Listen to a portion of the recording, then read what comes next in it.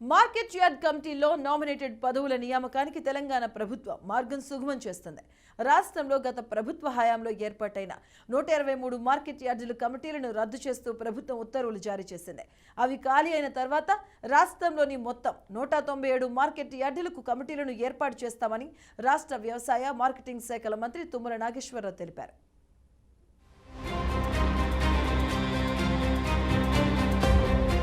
తెలంగాణలో ఇటీవల జరిగిన ఎన్నికల్లో రాష్ట్రంలో అధికారంలోకి వచ్చిన కాంగ్రెస్ పార్టీ నామినేటెడ్ పదవుల నియామకంపై దృష్టి పెట్టింది. ఇందులో భాగంగా మార్కెట్ యార్డుల కమిటీలకు నియామకాలు చేపట్టాలని నిర్ణయించిన ప్రభుత్వం గత ప్రభుత్వ హయాంలో ఏర్పాటు చేసిన పాలక మండళ్లను రద్దు చేసింది. గత ప్రభుత్వ హయాంలో ఏర్పాటైన 123 మార్కెట్ యార్డుల కమిటీలను ఈ మేరకు తెలంగాణలో కొత్తగా ఏర్పాటైన కాంగ్రెస్ ప్రభుత్వం రద్దు చేసింది.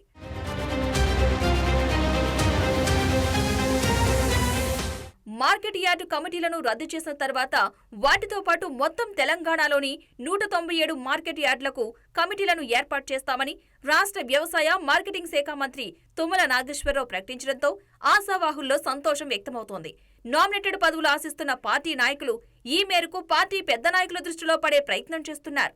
పార్టీలోని పెద్ద నాయకులను ప్రసన్నం చేసుకోవడం ద్వారా నామినేటెడ్ పదవులు దక్కించుకోవాలని చూస్తున్నారు.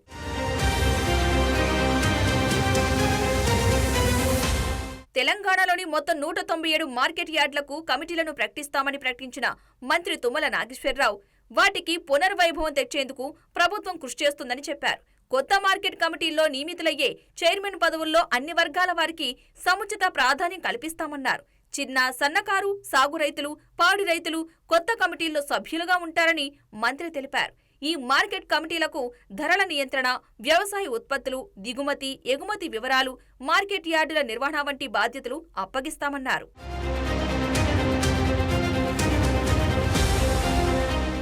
కొత్తగా ఏర్పాటయ్యే మార్కెట్ యార్డుల పాలక వర్గాల్లో చైర్మన్, వైస్ చైర్మన్లతో కలిపి మొత్తం 12 మంది నియమిత సభ్యులు, 2 అధీకృత వ్యాపారులు, 4 ఎక్స్ అఫిషియో సభ్యులు ఉంటారు.